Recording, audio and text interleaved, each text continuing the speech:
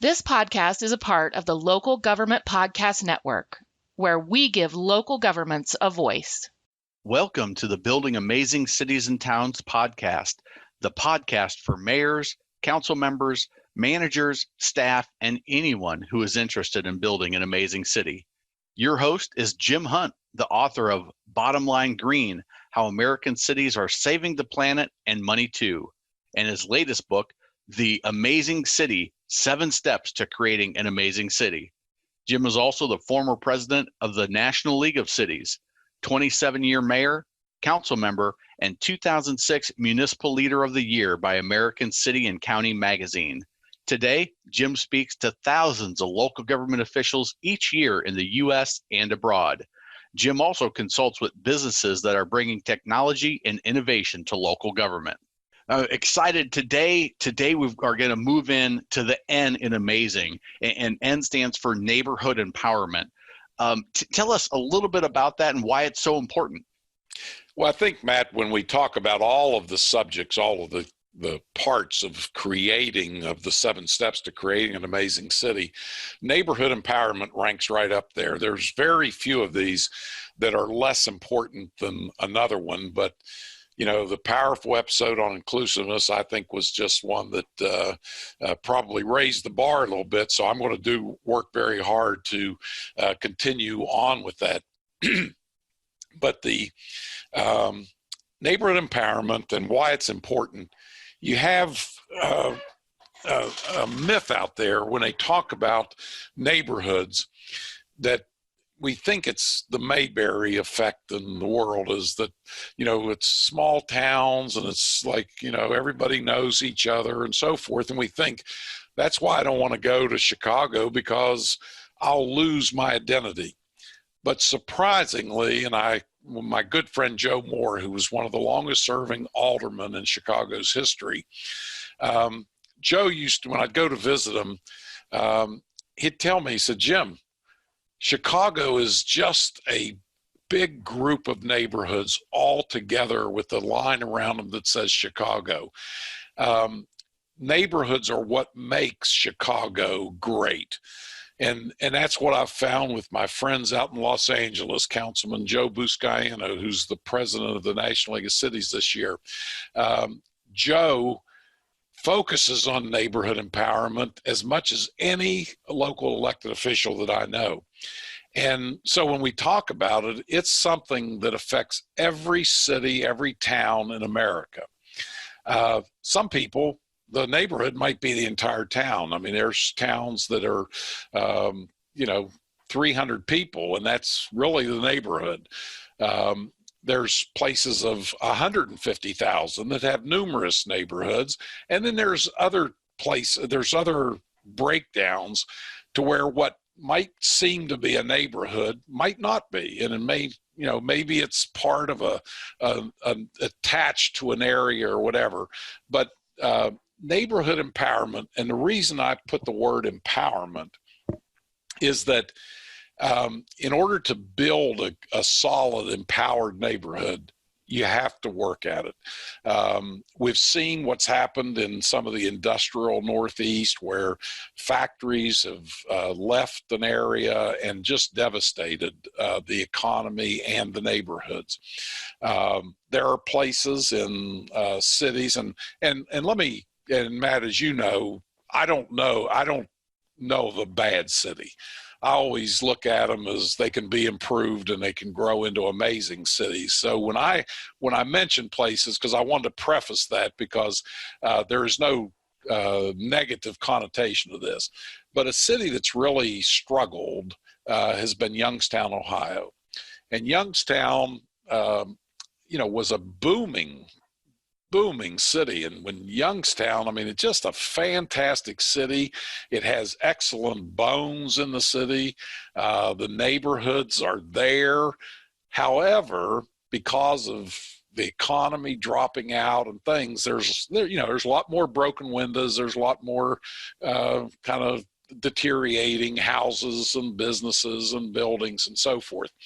So, but when I think of Youngstown and thinking, how is it going to change and become an amazing city. In a city like Youngstown, it's going to come through neighborhood empowerment. It's going to be what neighborhoods do individually and then coming together to make an amazing Youngstown.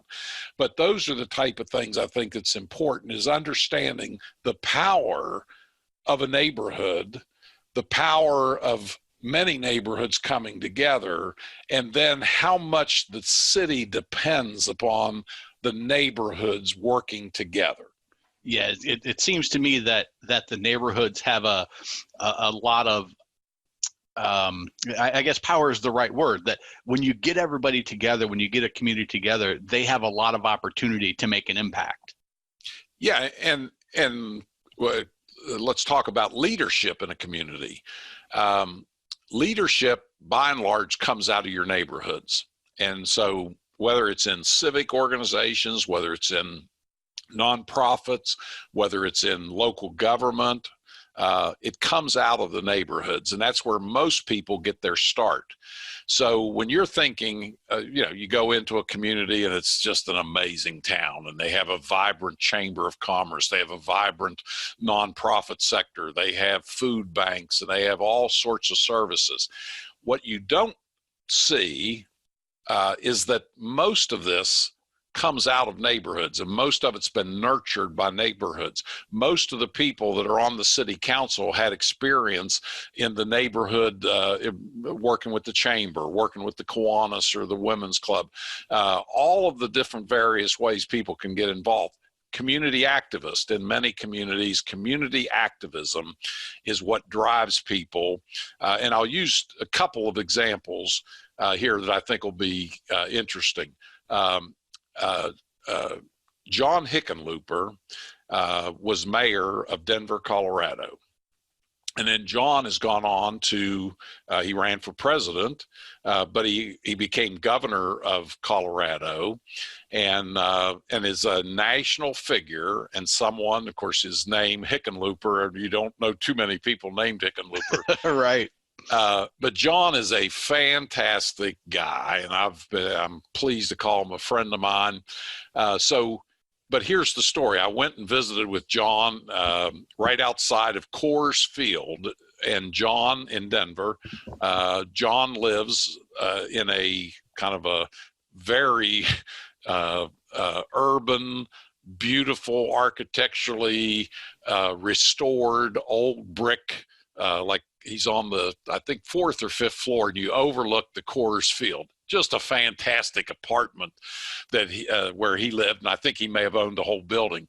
But he was telling me a story about how he became mayor of Denver. And I think it's interesting. I hope I get all the facts right. It's been a couple of years since he told me. But when they wanted to build Coors Field, it was going to devastate the neighborhood that it was going to be built in. They're going to obviously have to tear down a lot of houses, a lot of businesses, relocate people, and so forth. So the community, John was running a brewery, like a microbrewery in Denver. And he said, he was pretty, I guess, popular. It was a very popular business. He was doing well and very prominent businessman at that point. But the neighbors came to him and said, John, would you be our spokesperson to fight the Coors Field? So John, he never intended to do it, had nothing to think about of that this is what I want to do or whatever, but he became this community activist and a leader of this group opposed to Coors Field being built. So they started coming to city council meetings, they started having community organizing meetings and so forth, and eventually they had some impact, but Coors Field was built right next to where John owned the property, his property and his businesses, and the others, the people who were, kind of the neighbors that were upset and all, they were there. And so, but they had some concessions on the part of the city. They were a little more, amenable to the needs of the community and that. So John felt that they accomplished some of their goals. And then he told me the offshoot of that was that when Coors Field was built and his property was located there, although it was popular before, he just made so much money. He said when, it became this trendy, very popular place in Denver and just a fantastic venue. And then people started looking at him. They said, man alive, you're quite a charismatic guy and so forth. So John then, a community group kind of drafted him, I guess, to run for mayor of Denver. He ran and was elected. And I think his skills really have never left that community organizer, being connected with the community, that he's a businessman. He's a person that lives in the community, that understands what his neighbors are going through and what other businesses, but he's carried that through. So there's an instance of a guy who's a national figure that probably would not have been had he not kind of decided to help empower his neighborhood.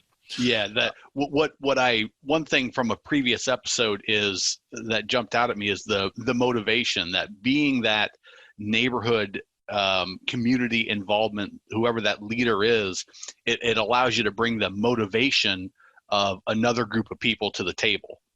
Absolutely. And that story, like I say, it's one that, I think John carried over his value for neighbors and, and the activism and the spokespeople and all into his governing as mayor and then as governor of Colorado. And then there's hundreds of stories, and I know hundreds of city officials that I've met through the National League of Cities and speaking at municipal leagues and so forth, that are on the town council in some small town that nobody's heard of. And you'll ask them, how did you get involved? And a lot of these people are long-time city officials. Some people, they'll say, I've been in office for 40 years. But they came about because it was, they talk about getting the short straw, if you will. Right. And then, in local communities, you'll go to a meeting, and if you go to the bathroom in the middle of the meeting, you walk back and you're the president or chairman of the committee, and you're now supposed to be out meeting with the mayor and the council and so forth. But that's how a lot of people becomes active and understands.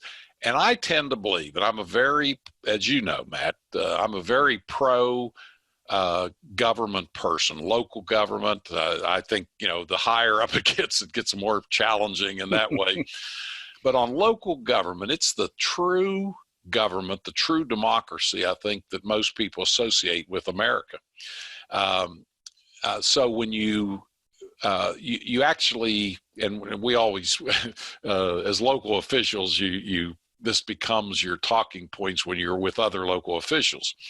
But the challenges that you have in local government is that when you pass an ordinance about, let's say, parking or cats or anything, you still have to go buy groceries at the grocery store. And more than likely, I doubt that the president or the Congress people and others, very rarely do they run in on the same day they pass some bill. Do they go to the grocery store and run into 10 people who read about it in the paper? But in local government, that's the norm. And so more than likely, and I tell my barber, who cuts my hair about every 4 weeks, and I don't need it every 4 weeks, but I tell him I need information. So I go more often to get a haircut because it's such a valuable place to go in our community to get this insight into the workings of our community. But that's the heart of local government. You're amongst the governed, and and if you're not respectful, if you're not someone who listens and takes the time, you're just not very successful, because you're going to run into the people that you deal with. And that's the beauty, I think, that and as people get involved in their neighborhoods and they start interacting with local government is not as difficult as many people seem sometimes to think it is.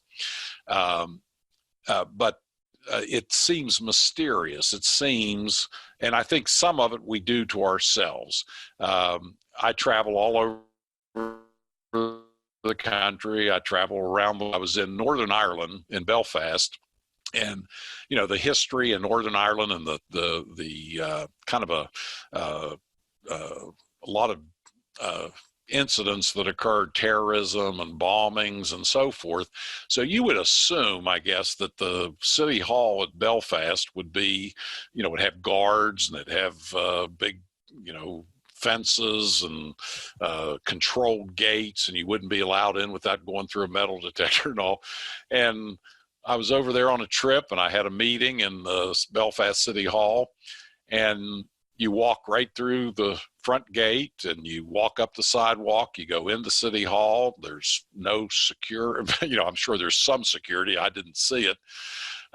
But you go in, there's a lady sitting at the desk, and you say, "Hi, I'm here for a meeting I met with the community development person." And I said, "I'm meeting so-and-so." And they said, "Oh, let me call them." And the person comes down, you walk through, there's baby strollers. And so it's a very open environment. And I think sometimes, and then I've gone to cities of 10,000 people that you have to go through and almost undress to get through their metal detector and security. So as I say, I think sometimes we bring it on ourselves to make cities and towns mysterious. It's a club, and the only way you get in is if you're related to someone or someone and things of that sort. And that's why I'm an open government person. So I believe. Go ahead. Well, I was going to say, I believe that government should be accessible. In my career, I'm one of the people, I spent 27 years as an elected official, and I tell people quite often, I went from being probably getting sucked into the club a little bit to where when I first got in, it was kind of nice that you could go back in a room and close the door and talk about stuff and get things happening. And the longer I served in local government, the more transparent and the more value to transparency I found. And now I'm fully open government. I think government, and local government especially, needs to be as transparent as possible to encourage more and more people to take part. Yeah. So what's the best way to get started overall, would you say? Well, I think the number one, I can tell you, and if you're a part of a town council, a city council, if you're the mayor or the city manager or city staff and all, make the council meetings, make the government meetings open. They're all open to the public, but truly make them open.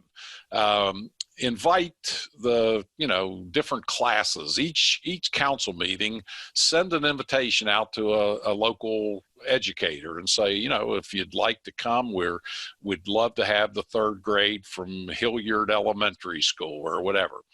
But reach out into the community. When you see something in the paper, a Girl Scout troop had done something nice, invite the Girl Scouts, and then their parents will come, and then their grandparents, and you'll start to have this, that your meetings, instead of just having the governing body and the people that are ticked off with the governing body in the room, have a diverse group of people that are going to learn some stuff about their community, maybe watching their kid get a certificate or something, and they stick around for a while.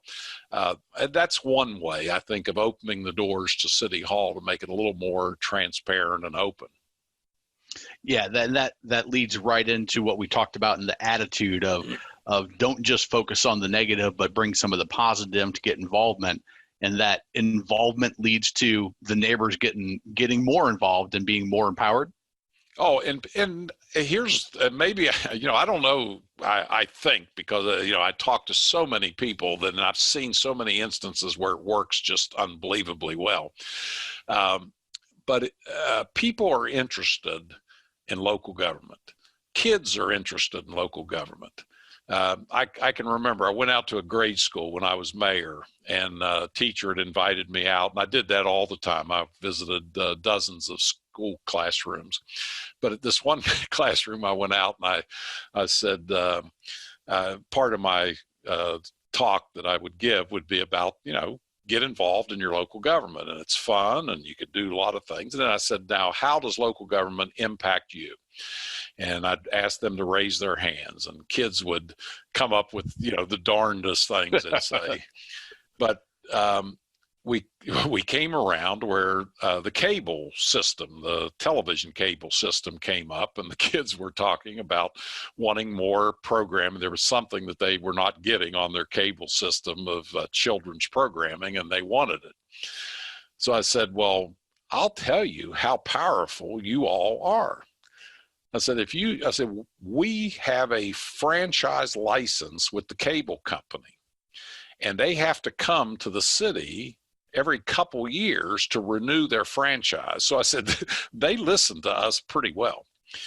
So I said, if there's something you'd like, I said, I'm happy with our cable for me, but I said, if it's something you like, I said, you're the best people to advocate for that. And I said, if you'll let me know, and I said, I'll invite you to a council meeting if you'd like. I said, you're welcome at any time, but if you wanted to get together, have a few of you come up, make sure you tell your parents and have them bring you or whatever. And I said, well, that way our city manager can write a letter to the cable company. He'll know exactly what you want, and it'll be powerful. Well, these kids, their eyes lit up, and they are just excited. So I had kind of forgot about it. In the next council meeting, I'm sitting up there getting ready for the meeting, and one of my colleagues leaned over and he said, what's all those kids doing there? And I looked up, and here's like 7 or 8 kids, and their parents were there, and they were all dressed up in nice clothes and all. And to be honest, I didn't recognize them. I thought, oh, maybe it's a Girl Scout and something we're honoring or something. And then all of a sudden I recognized there was a set of twins, and that's why it stuck out to me. And so at our council meetings, we had public comment at the beginning of the meeting. So I found out very quickly what they wanted. So the 2 twins came up, and I think they stood on a chair because our podium wasn't adjustable. So they said, we said, give us your name and where you're from. And they had, they told us who they were and where they lived. And we said, welcome, it's great to have young people come. Said, what would you like to talk about? And they said, well, we have a list of channels that we'd like on the local cable television, and we understand that the city has control over this. And they were very well prepared, did a great job. And all of a sudden, my colleagues had no clue. They thought that they thought they were in the Twilight Zone because no kids had ever come and all. And I really was reluctant to tell them because our city manager had to take on the leadership with writing the letter and all that. So all of a sudden I kind of stirred up a little neighborhood insurgency out there, but it just shows. I mean, it was so effective that these kids who had no idea, the parents the same way, and they were beaming. I mean, their kids were in this leadership thing. So you look at that and you're thinking, my question, what's wrong with that? Yeah, that to me, that sounds like exactly the way it should work. Is they were educated on how to get involved. They were given the steps on this is what you do, and yes, you do have power. And then they took action. I would be interested to know, how old were these kids? They were it was a grade school, so they were probably in 4th or 5th grade. I would be interested to know if any of those kids went on to be more involved as they got older and realized, hey, we can have a positive impact and meet our motivations. Oh, it was, and Matt, that's excellent. I really hadn't intended to. Maybe it just sparked my mind on this. And when we talk about neighborhood empowerment, get people involved and all, many cities, and when you go to a National League of Cities conference, you'll see a group of young people there. I mean, many groups, but you'll see a group with T-shirts, all the same T-shirts, and there's a group from Utah that comes with a good friend of mine, the mayor. But they come every year to Washington, D.C. as the mayor's youth council. So the mayor's youth council is an excellent way of getting people involved in the city. It brings their parents to have an increased amount of involvement. You can certainly, and it's kind of by application. You have a process. They have to have good grades and so forth to be a part of it. But what I've found in our community and in other communities where I talk to mayors and council members from around the country, it's the goal of that. And like you hit upon it, it's like, I wonder how many people are involved in city government. When you talk to these kids, their goal in many cases is not to be the mayor. I mean, as much as like our egos would lead us to believe, is that that I think happens maybe when you're 20 or 22 or something. Sure. But they're such in awe of the mayor. But when you'll talk to them, you say, how many people would like to be the mayor? And, a couple hands will go up and you'll identify the kind of the leader of the group. But in many cases, they want to be citizens. And quite honestly, like we've talked, they're not citizens in their town. They're just people who happen to live there but have no access to their government. And that's where I think that the idea of neighborhood empowerment, and we, surprisingly, we've talked about different strategies here, but we talked about John Hickenlooper and the neighborhood activism of people that maybe felt their businesses were being affected. We talk about grade school kids who were coming up to advocate for just a simple issue in a community, but I guarantee you there's many adults who have no clue that the city has franchise agreements with the cable companies. And then, as ironic as it could be, cities have no control over satellite television. Does that strike you? I don't know. Does that seem... that seems odd that essentially the same deliverable to the community has two different sets of rules. Yeah, and when you explain to people, and this is why I love local government, because the explanations of it are kind of sends a message about the history of our communities and how things evolved.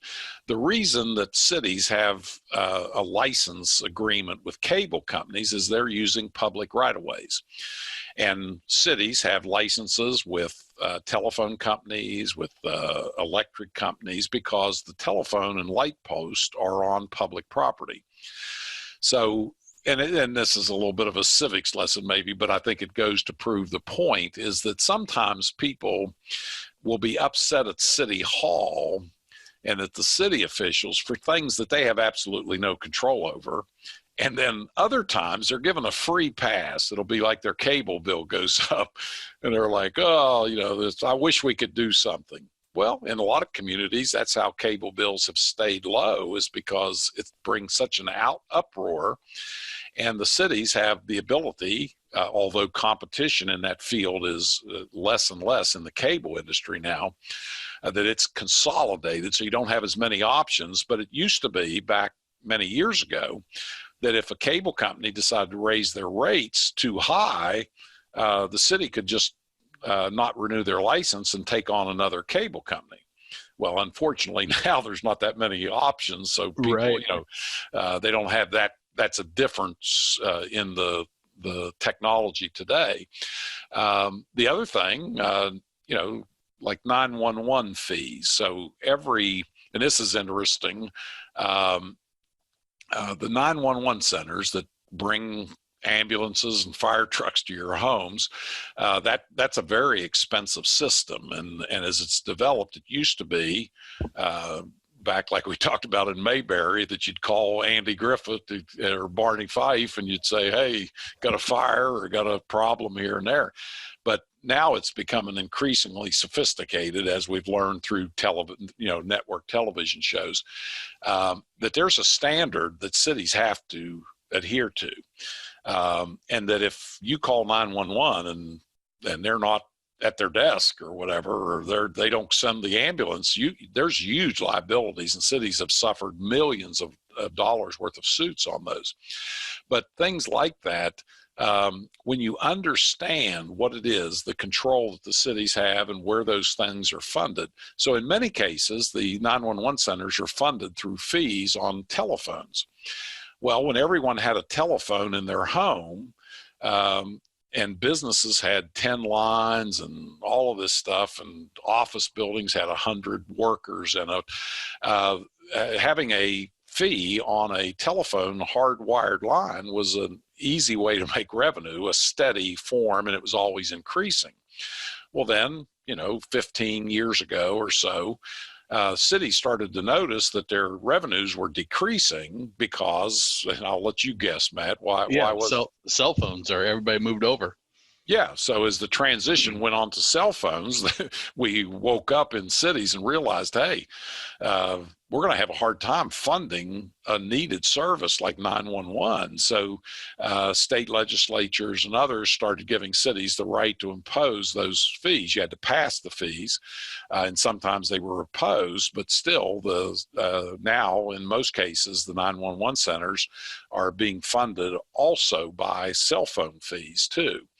But those are little things, like I said, the idea, but there's huge implications from this. Neighborhoods, and this is one of my maybe pet peeves or things, is that I'll be walking along a street and I'm on the sidewalk, I'm legally walking, and it seems, just having a nice stroll. And then all of a sudden I'm facing this great big metal box that's hung on a telephone pole. It's like the size of a refrigerator.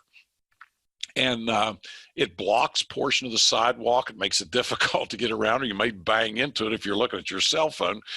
And you wonder, it's like, how can they put these huge boxes, what gives them the right? Well, in many cases, and this is not universal, but in many cases, they don't have the right. In some cases, they've just allowed, the fact that cities don't know their own rules and regulations, that they've built these structures and so forth, and they've really not asked permission. They've just gone ahead and done it. And it's outside of what they're allowed to do on the right of way, or vice versa, the city's right-of-way agreements have given them the ability to occupy larger and larger parts of their right-of-way, which sometimes interferes with, bicyclists and pedestrians and things like that. So, I'm someone who, the more you dig into city government, the more you understand what power citizens have, and how by in the most effective way. And that's why when I said neighborhood empowerment, empowerment means something.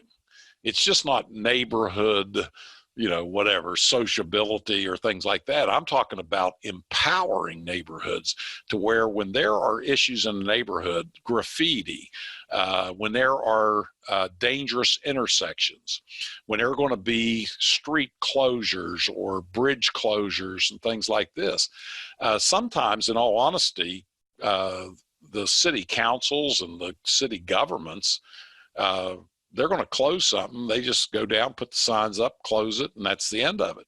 You can literally put a business out of business because it takes, in many cases, a year and a half, 2 years to build a bridge. Well, if you had a little dry cleaner, across the street, and you lived in a neighborhood and that's where you got your cleaning, and, the person was an active member of the chamber and stuff like that, sometimes the power, the empowerment, when that neighborhood comes together and says, listen, this is a valued neighborhood business, and we're not going to permit them to be put out of business because the city's replacing a bridge. And I can tell you, there are businesses today that are in business because the neighborhoods rallied around either a business district or a popular business or something like that. And there are also hundreds, if not thousands, of businesses that went out of business because of not knowing and not empowering, not being empowered in that. So, that's why neighborhood empowerment is more than just, everybody having their grass cut or, Christmas celebration, all of which are important in neighborhoods. And I go in the book a little bit about community, neighborhood events, having a reunion of people that moved out of the neighborhood, maybe into other parts of town, of having a covered dish dinner and doing that on an annual basis to kind of keep that sense of community together. But those are, it's a, like I said, I guess the big point here is empowerment is a powerful part of the neighborhood. And if you're living in a neighborhood, you can see the value. If it's empowered, you feel like, you know what, I think this is pretty good. If it's unempowered, if it's being abused, if it's not having any power, you can see that it changes the dynamics of a community and can have a huge impact in it. Well, let me ask a question that's going to change directions just a little bit. Is there any technology out there that can help with neighborhood empowerment? Oh, it's yeah, and this is I think just in its infancy. There are. Let's look at a couple things that happen in neighborhoods across the country. It does rich and poor, all sorts of small and big towns and all. But that is, there's issues of crime, obviously. There's issues of vandalism. There's issue of, of traffic situations, speeding in neighborhoods. These are things that have, throughout history, that's always been an issue of anytime you bring people together, there's always someone that wants either a bigger dog or a bigger truck and so forth, that'll create neighborhood friction. So the beauty, I believe, with technology is never before have we had the power and the connectivity that we can use technology through some of the apps. I think there's one called Nextdoor, which is an app that's centered into communities.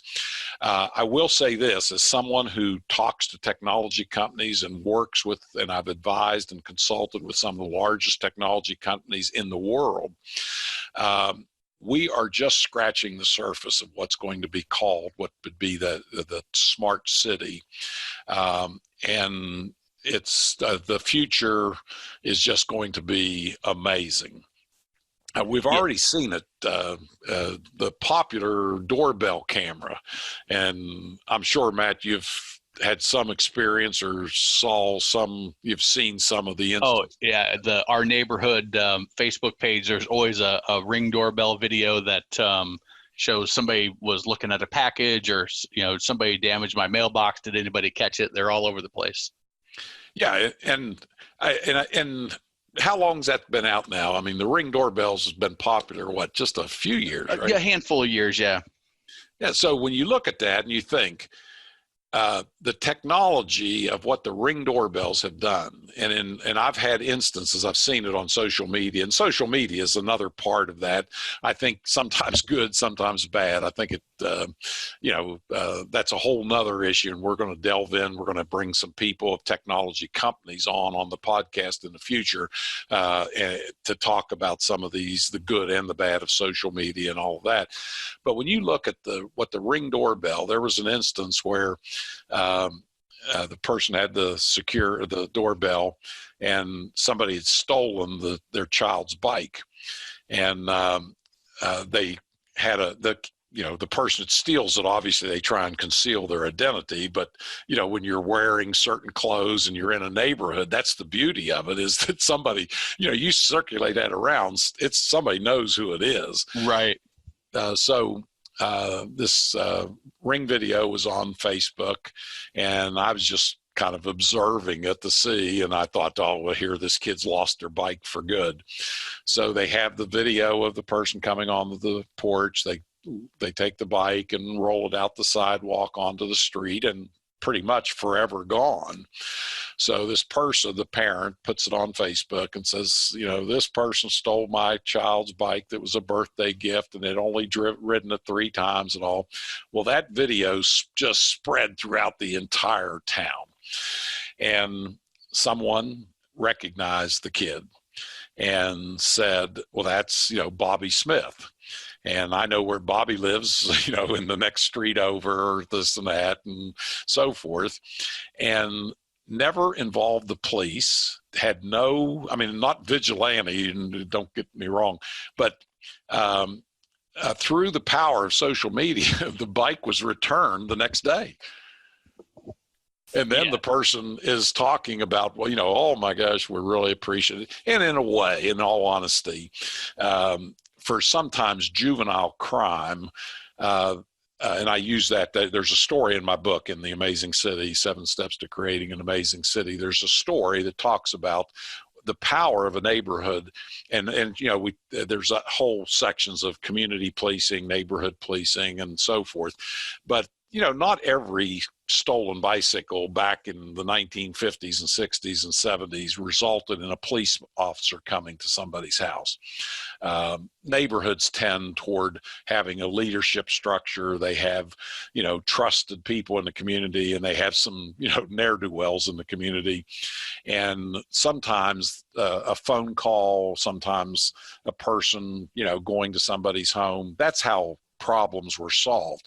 And I think sometimes some of the experts will tell us that when involving the police into every incident of graffiti or some of these problems is not a good idea. And I think community empowerment can develop an infrastructure that some of this minor stuff because here's what the studies have told us is that when children become involved with police officers early in life, they tend to continue being involved, in a negative way with the authorities.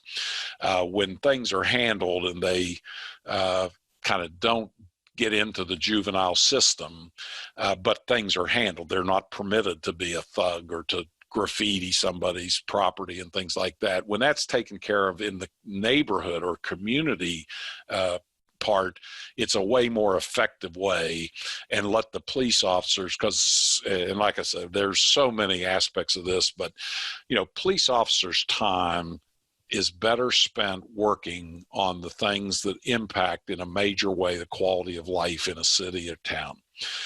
To have them running around doing minor stuff that should be handled. And I'd give you a perfect example. Paul Helmke was the mayor of Fort Wayne, Indiana. He's a past president of the U.S. Conference of Mayors and a professor now at the University of Indiana. And Paul's somebody who I have the highest respect for.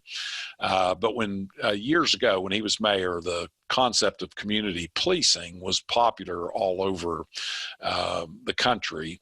And Paul, I think, was brilliant, where Paul's thought about community policing, that's in many ways, that's a negative connotation. It's community policing. It's like coming out and being, really aggressive and oppressive into the community.